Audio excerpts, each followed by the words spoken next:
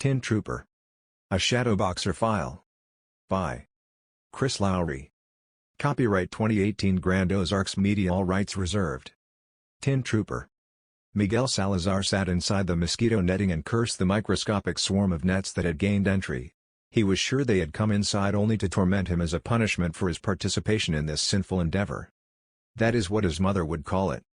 A sin. And the insects that buzzed his ears and bit his exposed skin in tiny annoying pricks of discomfort was his punishment. Miguel was sure it was slowly driving him mad.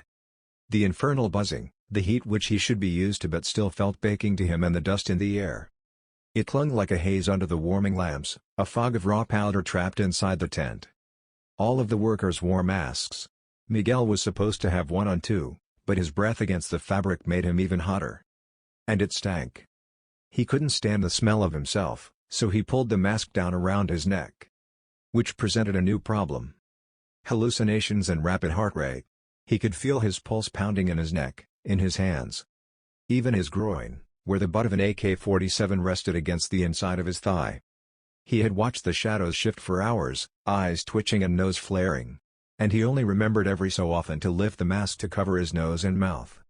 Only long enough for the heat to bother him, and then it went down again. He heard a noise, but couldn't be sure if it was real or not.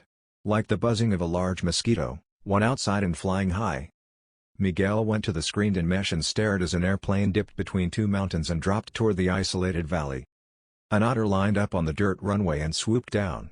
It touched on the ground long enough for two men in the back to shove a metal box out onto the runway. Then the airplane engine screamed as the pilot pushed the throttle full and sailed just above the treetops to disappear over the mountains in the east. Miguel fingered the trigger on his rifle and wondered at his next move. He would call it in, that much was obvious. Perhaps the man he worked for was expecting a delivery of a 6-foot-tall metal box that looked to measure the same dimensions in every direction. He made a move toward the radio when the box whirred. Miguel watched in fascination as each side of the box folded up, and metal men stepped out. No, not men, he saw. Their legs were too thin, their arms too small to be men. Robots or androids, his mind tried to process. But robots weren't real. He had seen the toys, little things designed for children's play, but these looked nothing like toys. They looked dangerous. Miguel saw that each of the 6 robots carried a weapon, or what looked like a weapon to him. It had a barrel that was connected to the arm, so that where the robot pointed, death followed. He learned this by watching the lead robot. It pointed at the tent and shredded the workers in the screen. Miguel jumped, startled at how fast it happened. Then the robots were on the rest of them, the burping whir of arm-mounted helicopter guns mincing the bodies inside. Miguel had enough time to raise his rifle before he was eviscerated, his hopped-up mind registering that his legs were on the other side of the room before he closed his eyes and wondered if this was for his sinning. He didn't see the robots towards the drug facility, nor did anyone witness them return to the box and slip inside before the walls folded down. The otter made a second pass, landing long enough to roll the box back in the hold before it disappeared over the horizon. The robots returned to the box and shut down. Chapter 2. Hibernating, Win Trafford corrected. He turned to the small assembled group of men and one woman in the control room with him. 4 technicians were seated in chairs that had joysticks in each arm, and pedals under each foot. "I call them Tin Men," he beamed. "Like the movie?" asked one of the aides beside a senator in attendance. The powerful statesman glared at the young man beside him, as if for speaking out of turn. "From the book," Win corrected. "Or I guess it was a movie too." He shrugged. He hadn't seen the movie version, but he had read the entire book series. Old movies were not his things. Old books though, that was a passion. Like collecting vinyl records and first-gen Macintosh computers. He had wondered why the metal lumberjack just didn't axe all the flying monkeys in half when they attacked when he was a kid. The genesis of the idea as an adult, he supposed. The Colonel. He glanced over his shoulder at the row of technicians strapped to their seats. They wore VR headsets and earphones, all wired to the oversized computer console that Win leaned against as he surveyed his audience. Maybe not quite lumberjacks, he thought. Any questions? How do you control them? It's live action, Win gushed as he motioned with his hand to indicate the 4 men in gaming chairs. Each robot is controlled by a soldier, doing the fighting by proxy out in the field. Genius, one of the generals stated. Shelby Johnson was the only person in the room not in uniform, besides the presenters. He wore a custom-made wool suit, tasteful and conservative as was befitting a former senator turned private contractor, and he was there to make the introductions between Trafford and the War Department. He shot a glance across the room to a man in simple fatigues that everyone assumed was his bodyguard or assistant. He had a forgettable face, and easy-to-overlook stature, a man someone could look at and in seconds, forget they had ever seen him. Cold eyes studied everyone in the room, roaming over the soldiers controlling the robots, the two men gushing over the presentation and the impressed-looking military attaché. His eyes caught Shelby's and he shrugged. Brill Wingfield had been a soldier once, though not for the American Army. He had trained in South Africa, thanks to the dispensation of a dual citizenship, and after an ambush decimated his squad in the Angolan jungle, he turned mercenary. Shelby pulled him out of the jungle, trained him with the CIA and other alphabet agencies to turn him into a killing machine. He was like the robots in that way, thought the older ex-senator. Which perhaps explained why he brought Brill with him to witness the demonstration. "I think you've given us a lot to talk about," Shelby said to Wynne and his partner, his southern drawl exuding charm. Wynne made the rounds shaking hands, skipping over Brill as he caught a glimpse of his face. Shelby ushered the uniforms from the room and Brill fell in step behind him. "What did you think?" "Impressive." "The man or his toys?" "The toys." "I'd like your thoughts on the man." "Eager to please. And a liar." "About?" "I don't know what he's lying about, just that he is." Shelby accepted the assessment with a nod. Brill had trained with the best, and one of his specialties in the field was reading a situation so he could formulate a reaction to it. That included reading people. If his killer for hire said the man was lying, there was no doubt about it. He just needed to know what it was about. Chapter 3. "I got them?" Wynne asked his assistant. "I think you got them." "Do you?" "I don't know if they were convinced." "Wynne, you did good. They're going to go for it. Hell, I bet you get a call as soon as they land." Wynne plopped into a cheap chair behind his used desk and reached into the drawer for a bottle of whiskey. He checked a coffee cup, dumped the dregs into the wastebasket and poured a generous dollop into the mug. His assistant held out an empty coffee cup of his own and Wynne gave him 2 fingers' worth of the amber liquid. "To us," he said, and they each dosed it and took a sip. "How much cash do we have in reserve?" Todd reached around the desk and tapped on the laptop. He pulled up their account and spun it around to show Wynne. "Damn. You can make payroll," Todd said with a hopeful edge in his voice. "We need this," Wynne sighed and finished off his mug. He poured a second cup. "We'll get it. You better be right." He squinted at the screen as the phone rang. Wynne and Todd shared a glance. "Too soon," said Todd. Wynne picked it up on the third ring. "Wynne." He listened to the voice on the other end, and smiled. "Excellent," he said. "We'll get started right away. I look forward to the paperwork." He put the phone back in the cradle. "Not too soon?" "They liked it so much they called before the plane ride. We're in." "Congratulations."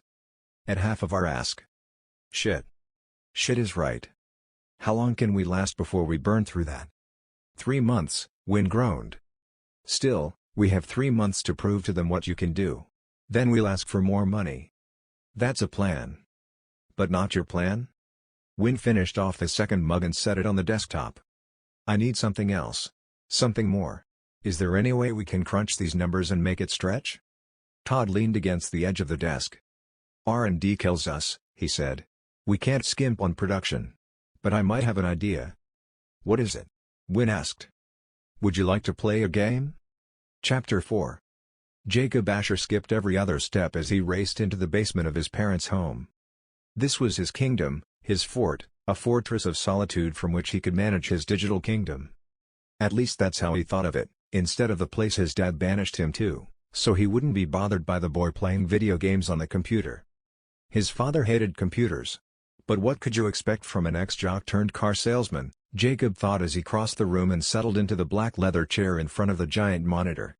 His dad was more interested in beating quota than he was in what his son did, so long as Jacob kept it in the basement. Which he was glad to do. The screen flared to life as his movement activated the switch. Tango 1, Tango 1, you there, Tom?" "Hey Jacob," said Tom Cryer, his online friend and fellow game player. "You ready to get started?" Jacob logged into the online environment for the first-person shooter game they shared. "Pick up where we left off?" "I got an invite today for something new," "Wanna try it?" "What is it?" Jacob asked. "Same thing. Mission is to quell an uprising in Venezuela or some shit." "Boring," Jacob groaned. "Yeah, I thought so too. But it's beta with this maker, so we're the only ones who get to play it." "No one else? What's the catch?" "It's some new game, or some shit," Tom said. "We're supposed to work out any bugs or tell them where it drags and crap." Jacob grunted. "I don't know, man, we were having fun with the other one." "You can be squad leader," said Tom, dropping the last morsel he knew his online friend would gobble. "Why didn't you say so? Let's get this shit started." Tom sent him the key and password to access the game, and in a few moments, he watched the environment pop up around them. At first, it was completely dark. Then a panel folded out revealing a blue sky and a patch of a city square. Cobblestones lined the road, but instead of looking ancient, the buildings around them looked worn. Jacob turned the VR headset on his system left, then right to examine their surroundings. "Dude, you look like a fucking robot," he said. "You do too," Tom answered. "Who's with us?" The other 4 players he had invited chimed in to let them know they were online and with them. Jacob stared at their surroundings. It looked like a digitized photograph, or the grainy image of an indie film shot on DV. "They went with photorealistic for the graphics," he said. "That's either going to suck balls or kick ass." "Speaking of kick ass," said Tom. "Hit Control-M." Jacob did, and a mission brief popped up on his headset. "Cool. Kill the soldiers. Avoid civilian casualties." "Sounds easy enough. Where are they?" A bullet whizzed past his head, sounding like a hornet in his earphones. "I'm guessing there," said Tom. Jacob turned to see a truck approaching, the back full of young men in threadbare wool uniforms. One perched over the cab of the truck and tried to aim an AK-47 at them, squeezing off single shots that had no chance of hitting unless he was lucky. The cobblestones saw to that. Jacob raised the weapon welded to his arm. "How do you shoot?" He started pressing buttons and found the sequence on the first try. The end of the barrel on his arm burped out a stream of bullets, whirring like a helicopter minigun. The windshield on the truck disintegrated, splattering the interior with crimson stains from the driver. It veered away from them and toward a building. The other robots in the squad found the sequence and opened fire as it passed, shredding the truck bed and the men inside it. "Pretty cool, huh?" Tom exclaimed. "It looks so real," said Jacob. "This must be burning gigs." "Yeah, well, that's what we're here for. Try to keep up with what you might think is wrong with it, and we do a list once we're done. Any problems, we note it and send to the company." "Excellent," said Jacob. "You like so far?" "So far," Jacob grinned. "But we're going to need a hell of a lot more action. It's kind of boring." He turned his robot head and spied a small group of civilians approaching the wreckage of the truck. They crept along the street, eyes roving from the robots to the twisted and shattered remains of the men scattered around the smashed vehicle. "Think they're friendlies?" Tom asked. "Who gives a shit?" said Jacob. "Let's kill them all." He opened fire on the crowd and the others joined in. Chapter 5. Shit. Shit. Shit. Shit. Todd groaned as he watched the battle play out on the screen. The photorealistic collection of video feeds from the robot heads were spread across a dozen monitors. "That's going to come back and bite us in the ass," said Win. "I said we should do more testing," Todd argued. "Did you, Todd? Did you?" Win snapped. "Chalk one up in the W column for Todd, everybody." "This is serious, Win. Look at my face. Do I look serious? The UN is going to be all over our ass for this. Get a PR team on it." Win snapped his fingers. "Alright, Todd, now you're thinking. I want a story crew out there. We control the narrative. Rebels. No, insurgents. People fucking hate insurgents. Terrorists?" Win clapped his hands together and ran his fingers through his hair. "Terrorists. Can we get a bomb in there? And I'd get in front of this, Todd, and we'll come out heroes." They both ignored the trickle of blood that filled the corner of the screen as their robot army continued to move through the streets at the behest of game players. Chapter 6. Brill Wingfield sat in a chair in the corner of Shelby's office and planned to kill everyone in the room. He wouldn't act on it, he just needed to know how he would do it if it was necessary. A Marine he had trained with once often misquoted a World War II hero. "Have a handshake, a smile and a plan to kill everyone you meet." Brill usually had a handshake, rarely a smile and always a plan. Even if it was just to escape. Shelby Johnson, former senator and head of Barrick Corporation, sat behind his massive mahogany desk. The polished surface was buffed to a sheen that reflected the ghost image of the DC skyline through the double-pane bulletproof windows. Shelby himself sat on the edge of the desk and towered over the defense secretary in a plush chair in front of him. Brill knew the man had the legs of the chair lowered by 3 inches, enough to make anyone sitting in the spot feel small. It's why he always sat or stood in the corner. There were just the 3 of them in the room, an off-the-books meeting about an off-the-books operation. The DS had even made the call to Shelby herself, rather than trust it to an assistant. That let Brill know she was serious. "Good idea," she said. "Poor execution. It doesn't pass the smell test." "What's my mission?" Brill asked. She didn't turn around to face him. "You did solo work with Delta? Is it in my file?" He knew Shelby was old-fashioned and kept a manila folder marked confidential in the upper right desk drawer. Brill had stolen the file twice, and the man made sure to show him the replacement each time he was called into the office. The digital file in the systems were fake, courtesy of a hacker he had helped save once. The secretary held up a thin folder that looked a lot like the one in Shelby's desk drawer. "This says logistics," she slapped it on the desk. 4 pages to cover 12 years of history. "It's bullshit." "Everyone went digital in the last upgrade," Brill suggested. "And this is it?" the secretary asked. "This is all there is on you?" "I did a lot of logistics. Boring. Routine." "I've got the clearance," the secretary assured them. Brill shrugged. Sometimes when faced with a paper pusher, even one with 30 years of experience, the best answer was no answer at all. "It's not a matter of clearance," Shelby cooed in his deep southern accent. "Just tell us what you need." The secretary sat back in her plush seat across from one of the most powerful men in the United States and with one of the most dangerous men in the world behind her. Brill was impressed she didn't seem perturbed. "I need them stopped," she said. It was their job to figure out how. Chapter 7. 15 minutes later, he was at a small private airstrip loading into a Gulfstream V kept there for just that purpose. There was a pilot in the locked front cockpit, and a steward in the cabin to offer him coffee or beer during the flight. Brill sat back and enjoyed the luxury around him, just as he did every time he went on a mission for Barrick. His background had included many C-130s and web strapping over metal tube seats that dug into everywhere they touched, and all manner of planes in between. This was a far cry from the cold belly of a transport plane, but the mission was the same. Get in quiet. Destroy or kill and get out clean. Shelby made it clear. They would drop him off to deal with the problem, and he would have to make his own way back home. Brill was okay with that. In fact, that's how he preferred to operate. Too much oversight meant too much Monday morning quarterbacking from people who weren't in the field. It was easier just to state the objective, establish parameters and no-go lines he couldn't cross, then get out of the way to let him make it happen. The flight was to a small city in Venezuela, 6 hours in the air. That gave Brill plenty of time to read up on Win Trafford and his company, a DoD contractor.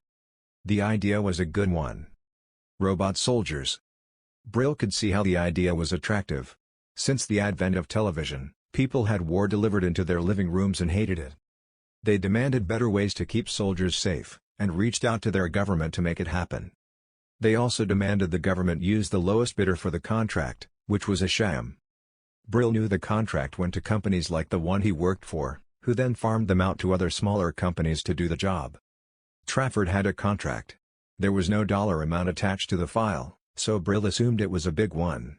8 or 9 figures if he was going to ballpark it.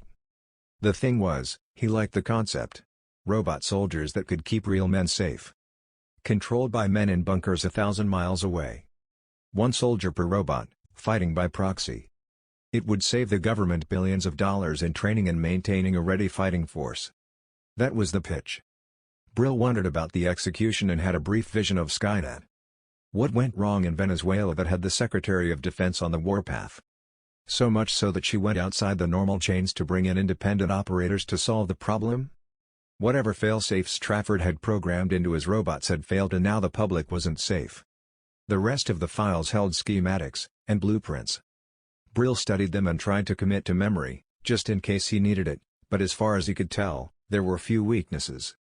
Robots by design were indestructible. Unless he could lure them into a machine press and crush them. He closed his eyes and let his mind mull over the possible ways to stop a robot army as the drone of the engine lulled him to sleep. Chapter 8. Brill ran deeper into the alley, a warren of twisting turns and sharp corners, some of which made abrupt dead ends into brick walls. He could hear metal on concrete behind him, pounding footsteps of one-ton killing machines that whirred and clanged behind him. Hunting. Searching. Thank God they can't fly, he thought and glanced up. The blue sky cut a ribbon across the top of the buildings, peppered with white clouds that whisked across on a soft breeze. He spied a cast-iron fire escape bolted to the next building up the alley. Higher ground, he muttered and slammed his shoulder into an overflowing dumpster. The wheels were locked. No time. He scrambled on top of the thin metal lids, took 3 steps across and leapt for the lowest rung of the iron ladder. His sweat-slicked hands caught the bar just long enough for his legs to swing out from under him, then slipped. Brill landed on his back with an explosion of air and wind, stars popping in front of his eyes. And the trilling buzz of bullets as they ripped the air where he had just been.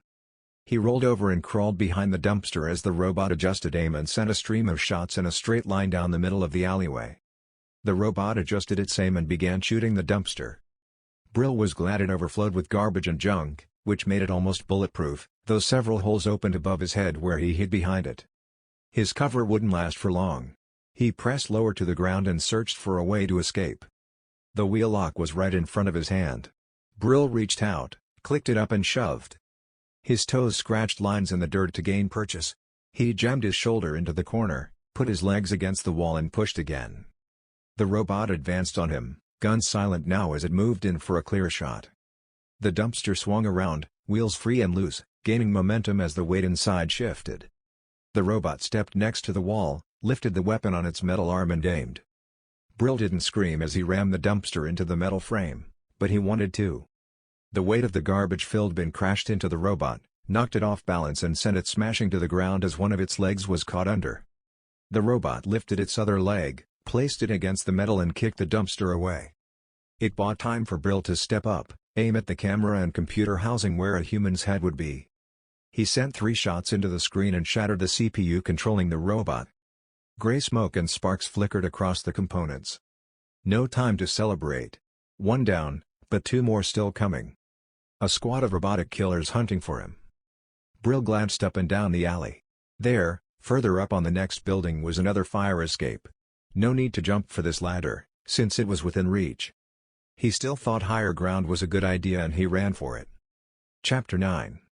Wynn glared at the 12 monitors lined up on the wall in the control room. "There!" he shouted at Todd. His assistant worked the keyboard and captured a still shot from streaming video the robot sent back to them, just before the transmission ended in a burst of static. It was a picture of Brill's face, wild eyes gleaming as he raised his pistol. Even as he stared at the image, 2 more monitors went to static.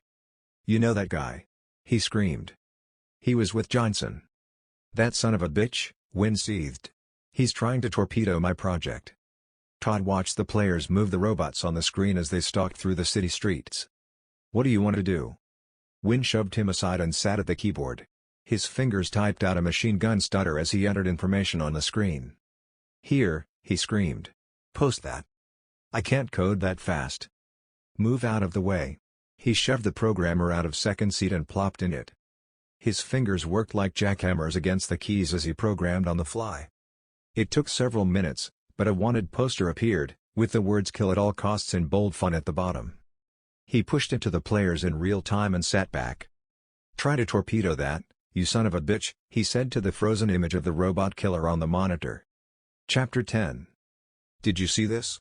the voice in his headset asked. "I see it." He stared at the image on the screen. "A wanted poster with a Bitcoin reward. It can't be real." "Who gives a shit if it's legit?" Tom said. "We're playing anyway. We might as well get paid to do it." "I don't know, man," Jacob countered. "I mean, yeah, getting paid would be cool, but..." "But what?" "It's not like we're fighting the Nazis or killing zombies or some shit. The game needs some work. Don't get me wrong, it looks cool as hell. The graphics are freaking awesome. But hunting terrorists and insurgents? Boring." "Yeah," said Tom, still sounding hungry for the large reward amount printed on the wanted graphics on the screens they shared. "Let's just see if we can find him and get paid though. If we don't, We can kill this version and try something else. Maybe they'll change the game on our feedback. I guess, Jacob said. Some coin would be nice. The more he thought about it, the better it sounded. He and Tom and the rest of the group of online players worked well together. The best team he had ever played with. And the robots were kind of cool. He logged into the system and booted up his player mode. "I'm in," he said into the headset. "Cool," Tom answered. Jacob watched the tiny screen on the left of his monitor flare to life as Tom booted up too. They clicked the graphic to accept the mission while the rest of the team joined them. This was going to be fun, thought Jacob. And if it wasn't, he would make it fun. He'd never destroyed an entire city before in a game, but maybe it would be a way to pass the time while they hunted for the man on the poster. Chapter 11. He was trapped. Again. And he didn't know how they found him. He dropped to a crouch and cursed the thin file on the plane. Brill was certain Shelby had access to more information about the robots. Their capabilities, their limits. But he failed to put it in the file. Brill wondered if it was on purpose. The man had never been too concerned with providing him enough information about any mission. That was the relationship they had. Both hoping the other would die. Brill could just kill him, but the head of the contracting company had an insurance policy that went into effect if he died by violence. A threat against the few people in the world Brill held dear. It was a trade, their safety for his compliance. But Shelby still seemed unconcerned with whether he died or not. Brill guessed the man did not like being threatened, an act Brill had done more than once. It revealed a weakness in his boss. And in him. They both failed to act on the threat each represented to the other. Brill from fear for others. But he didn't know why Shelby didn't just have someone kill him. Instead of continuing to put him into situations where he had no information and could be killed. Like now. Bullets shredded the wall of the alley as he ducked around it and kept running. They were in the middle of a crowded city, and thus far, he had been able to keep the fighting centered on him, locked away in the narrow corridors and dead-end warrens between ancient stone buildings. But he was running out of options. And room. He needed to find a way to stop them. Bullets buzzed through the air over his head, and he ducked, slipping on garbage and diving headfirst into a pile of ruptured stinking plastic bags. Cockroaches scattered under his hands, and he heard the skitter of rats as they scampered for a storm drain that led to the sewage-soaked drain pipes. He jumped up wishing he had a bug to put in the robots. A computer bug. Or a way to drop them in the muck below. He ran in a hunched-over scuffle until he reached another corner and lunged into a sprint. He sent up thanks to the gods of war for the hours he spent running. He could almost run forever, if given the chance. The robots, though, could run longer. He was no machine. He would get tired. Slow. His luck would run out. He zigged into a street and zagged into the next left. His feet almost slipped from under him again as he skidded to a stop. The street was crowded with people, blankets filled with trinkets, books and food lined the sidewalks in an impromptu bazaar. Men, women and children roamed between the vendors, smiling, talking, playing and bartering. Brill backed up and turned to keep running, to lead the robots away from the packed marketplace. 3 of the machines landed at the same time, surrounding him. 2 blocked the way into the marketplace, 1 behind him. He watched the machine guns on their arms rotate up toward him as they tried to lock on target. He jumped sideways. It was what he thought to do, reflexes honed by instinct and thousands of hours of training. There was no hope they would miss, not from this range, not arrayed the way they were. But he couldn't do nothing. It bought 1 second. A microsecond. Enough time for a car to careen around the corner. Brill caught a flash of the man driving, eyes staring at the robots blocking the street. He wasn't paying attention, and he drifted. The car smashed into the edge of the building and bounced off the stone, into the alley. It sideswiped the 2 robots blocking the entrance and knocked them off balance. Brill leapt onto the 3rd robot. The tiny metal head was welded to the armored chest with a seam he couldn't break as he tried to twist and rip it off. The robot wheeled around, the sight through the monitors cut off. The other 2 robots were bouncing and twitching as the kids controlling them tried to decipher the moves to get them upright again. Brill stripped off his overshirt and wrapped it around the small head of the robot he was riding, blocking its view even more. He tied the sleeves, clinging to the torso with his knees. It wasn't much. It wouldn't last long. But it would give him time. The robots started shooting. Bullets from the minigun whirred and chews up the building. They robot whirled toward the market and the wide-mouthed people gathered there. It sent a line of shots up the middle of the alley, shredded the people watching. Screams bounced off the walls as people scattered, yelled and ran. Bodies littered the gutter, blood leaking into the dirt-covered stones. Brill grabbed the robot arm and forced it into the air. The bullets kept churning, spent shell casings dropping like chimes on the rocks. Brill lost his grip and slid to the ground. He carried the arm with him, used his hip to lever the robot and aimed at one of the other robots that made it to its knees. Bullets slammed into the armored torso and head. Brill held the gun fast, chewed through the metal and popped the monitor off in a shower of sparks. The dead robot body clattered to the ground. He tried to force the arm to aim at the second one as it got up, but the boy controlling it whirled around, spun him into the wall with a painful thud. Brill struggled to get up, and saw the blindfolded bot stumble up the alley toward the car in the wall. He sprinted past it, slid across the trunk and ripped the door open. "Run!" he screamed at the dazed man behind the wheel. He scrambled out of the car, dragged a woman and child with him and ran for cover. The robot pawed at the blindfold and got it free. Brill saw it flutter to the ground. He lunged over the seat of the car, twisted the key to see if the engine would start. It shuddered to a roar. Still laying across the seat, he dropped the older model Buick into reverse and punched the gas with the heel of his hand. The car left a trail of smoke and rubber as it backed out of into the street and slammed into a wall across the road. Brill rolled over and sat upright, jammed his foot against the accelerator and cranked the wheel to spin out again and race away from the robots. He needed them to chase him, if only to keep more people from being killed. Just photorealistic people leaking blood and guts out on the floor, easily forgotten when the console was turned off. He didn't want to think about where the ricochets might end up. More dead innocents lost. No justice. He was going to make the men behind the robots pay. A lull in the shooting. He could hear the crunch of metal feet on debris as the automated squadron started to give chase. The Buick protested as he made the engine scream, redlining it for everything it could offer in an attempt to gain distance. Smoke billowed from the hood as leaking fluid covered the hot burning metal. "Shit," said Brill. He needed to find a way out. Or a way to buy time. One of the robots, the one he had blinded, he thought, leapt in front of him to block the road.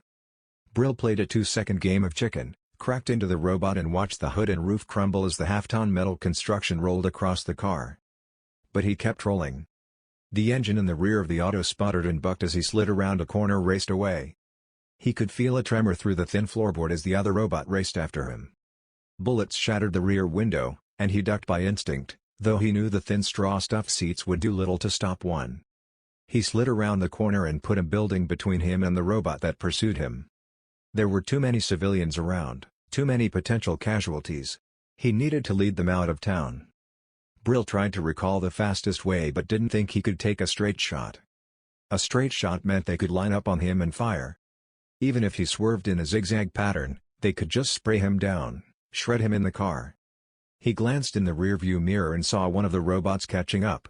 The oily tint on its black chest plate glinted in the sunlight. It gained on him. He shoved his foot all the way to the floor. The car surged forward. But the robot was faster. It got closer, aimed at the engine and sent a stream of bullets into the compartment. The sudden deceleration of the car threw Brill into the steering wheel. The robot failed to compensate for the lurch, sprinted into the back of the car and sent it flipping through an intersection. It landed on the driver's side and skidded to a stop in the middle of the lanes. The robot righted itself with a jump and stalked over toward the car. A bus topped a small rise and slammed on the brakes, but it was too late. It crashed into the robot, sent it under the wheels in a rolling tumbled confusion of metal and squirting fluids, and stopped on top of the pile as a cloud of rubber tire smoke bathed the section in a cloying smog. The second robot squad arrived, stalked to the car. It reached down with one hand and ripped the passenger door open. It shoved his gun into the car and opened fire. Then leaned in to look. The screens on the boys' gaming system showed an empty auto wreck and an open manhole cover under the shattered driver's window. "Cheat!"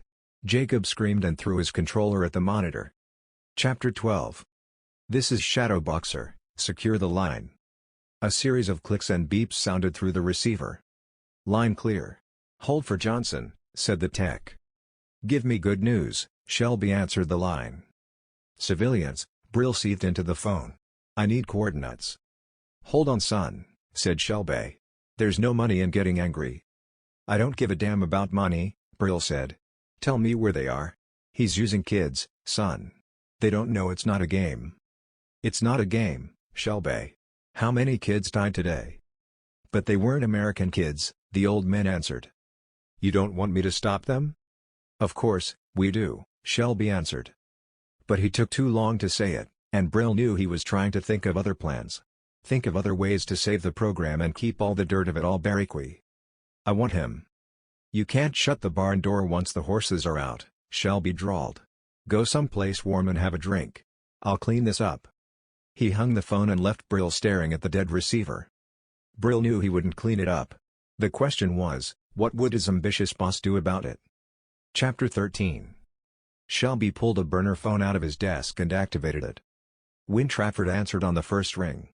I called to warn you, Shelby said without introducing himself. Your man got away, Win responded. It's a specialty of his. Getting away. He destroyed 6 of my robots. Yes, he's good at that too.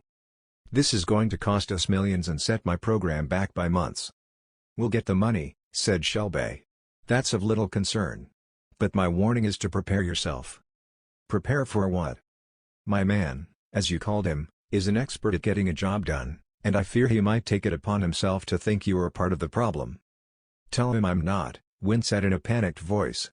I'm not the problem. I told him I would take care of it. But he has a history of seeing things done his way. You have to protect me. I am. I called. I warned you. But what should I do? Finish what your robots started, Shelby suggested. Or run and hide. Hide? Don't worry, Barriqui will pick you your contracts with the government. In fact, I am prepared to make you a very generous offer to assist in your hiding. You want to buy me out? Or I could just wait for you to die. I suspect it will be by week's end.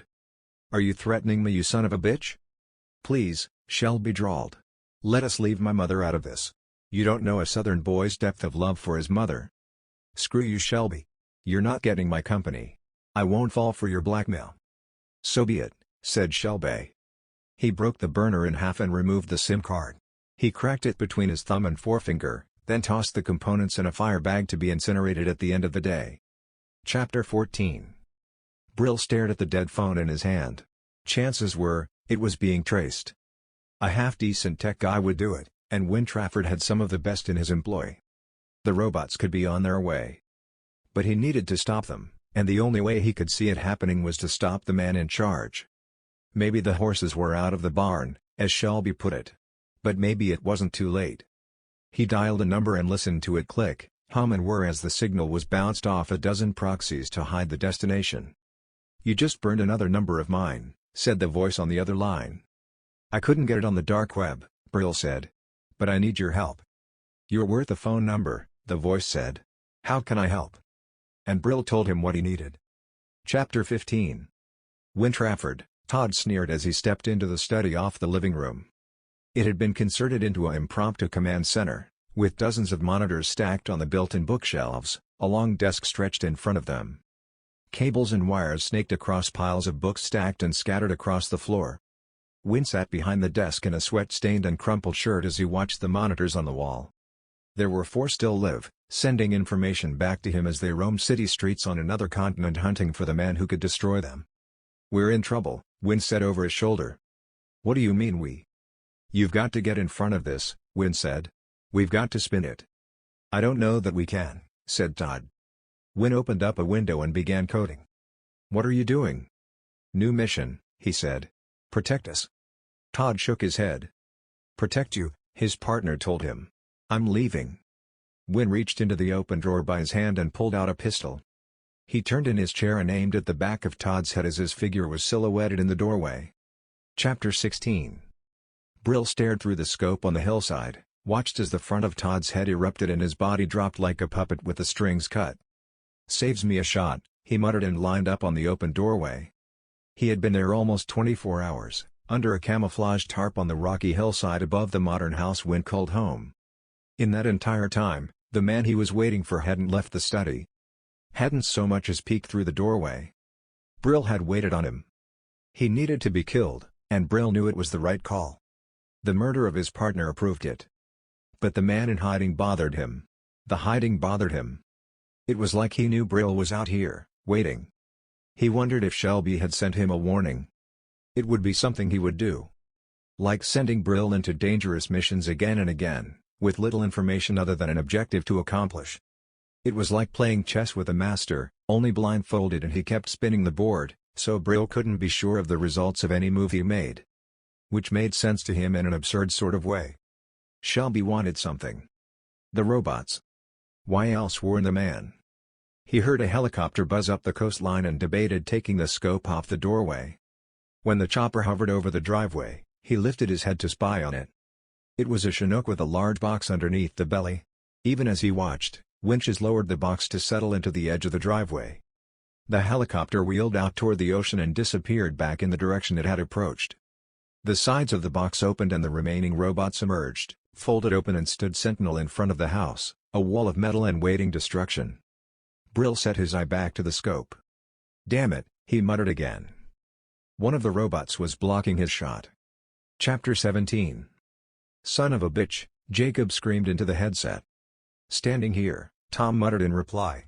"I don't care what kind of bounty he's offering, this is bullshit." "Let's just sign off," said Jacob. "We could play the duty call, or Battlefield Z, anything would be better than this." Tom rotated his robot's head to take in a 360 view. Nothing presented on his monitor but darkness. "All right," he said. "Let's do it."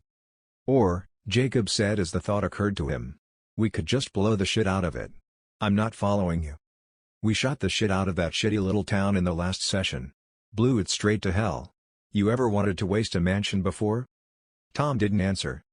Instead, he turned toward the building, raised his machine gun and plowed bullets through the window, laughing over the headset as photorealistic images of glass tinkled and shattered on the ground. "Yes." Jacob crowed and joined in. The other two twisted and began firing with them, tearing through walls, tearing through doors, bullets down the hall, through the roof. The helicopter guns peppered everything standing with bullets. Wynn cowered on the floor under the overturned desk, tears and snot mixing to run down his face. He screamed, but it couldn't be heard of the bullets. He begged, but the robots didn't listen. He spied the fallen keyboard, and though the monitors were blasted and cracked, sparks dribbling smoke and flame onto the soot-stained carpet, he began typing from memory. "What the fuck?" Jacob screamed as his monitor went dark. "Guess that's over," Tom answered. "Ready to play Battlefield?" "I'm ready, player," said Jacob. He switched his game console over and waited for Tom to join him online. "Let's go kill something." Chapter 18. Wynn dropped the keyboard and listened as the last of the debris fell from the pock-marked walls. The bullets had stopped, but he could hear hissing wires and the rush of water from a leak somewhere. Probably several, he thought as he stood. His feet crunched across glass, pieces of plaster, stone and more as he stepped across the room and stood where the front doors had once been. The robots stood like statues along the driveway, frozen, their systems locked down and locked out. Just as he had commanded them to do. Getting the program back up and running was going to take time. It would be a PR nightmare. But he could do it. Even without Todd. He could salvage the contract and get a team to clean everything up. It would go easier if he had help. Like the help Shelby Johnson offered. He made the decision to partner with the man. After all, he had access to resources Wynn could only dream about. Better a small slice of a huge pie than trying to bake the whole damn thing by himself. Wynn tilted his head as a shadow moved from behind one of the robots. The man moved into the light and Wynn wondered why the guard raised his hand to wave at him. He lifted his finger to wave back and flopped over backwards as a bullet ripped through his forehead. Chapter 19. Brill stepped past the leaking body and stared at the carnage inside the house. He moved to the dark study and inspected the technological carnage scattered on the floor. Then he moved past the room and into the kitchen. He had been on the hill for almost 24 hours, and a dead man couldn't begrudge him a beer. Brill opened the fridge and took out a bottle. He twisted off the top and slipped it into his pocket. No need to leave fingerprints behind. He took a sip and spied monitors inset in the wall. Security monitors that showed the exterior of the house. None that could have captured him from behind the robots, but several on the front door approach. And one at the roadway gates where a convoy of 3 trucks turned in. A group of soldiers jumped out and pried them open. "Shelby's here." Brill pulled a burner phone from his pocket and dialed. "Second number in 24 hours," his hacker friend said. You so owe me. Name your beer, said Brill. But first, talk me through playing a game. Chapter 20. Brill waited just outside of the front door as the trucks pulled to a stop between the robots. He watched the soldiers deploy a second time and set up a protective perimeter. Then a group of 4 scientists got out. He knew they were scientists because of the pocket protectors they wore in their shirts, stuffed with pens and protractors. Not quite, he laughed at the mental image in his head. What's so funny? Asked the lead guy. Shelby sent us. He marched past Brill. He kept a wide berth, like walking around a lion sitting in his path. Brill hesitated. Shelby couldn't be trusted. Not with a power like this. He would use it for the wrong reasons. The tech was awesome. And frightening. It could save thousands of soldiers from being killed in conflicts across the globe. American soldiers. The robots would shred enemies of the state. And he had been Shelby's enemy in the past. He lifted the open phone to his ear. Do it, he growled. Tell me what you need. I need these things shut down. I need it, so they can't be turned back on again. I don't know if I can do that much. I'll settle for them just being shut down for now. How fast do you need it? Yesterday. Shit, you're asking for too much. If I had more time I'd give it to you. Lucky for you, I've been working on something that might do it for you. A piece of malware I was going to use to hold a few electrical systems hostage, in case I needed some money. Will it work on these? They're controlled by computers, so yeah, it's going to work. I don't know for how long, but it will buy me enough time to write up a program like the one you're asking for. It makes a more permanent solution. I don't care. Just make it happen. It's done, the voice answered. Thanks. And I erased your image again, and the file your buddy keeps putting in the archives. You owe me more beer. I'll pay. You know, the voice bragged. If this program ever got out into the world, it could shut everything down in a heartbeat. You're that good? I'm better than good. As good as you are at your job, only I can't do what you do. That's okay, said Brill. You do plenty. He flipped the phone closed and stuffed it back into his pocket. Chapter 21. Brill stepped out of the house and ignored the still smoldering ruins behind him. The rest of the scientists assumed his exit meant their safe entry and streamed past him into the walls. The stony-faced commander of the soldier escort marched toward Brill. Smart move on your part, he sneered.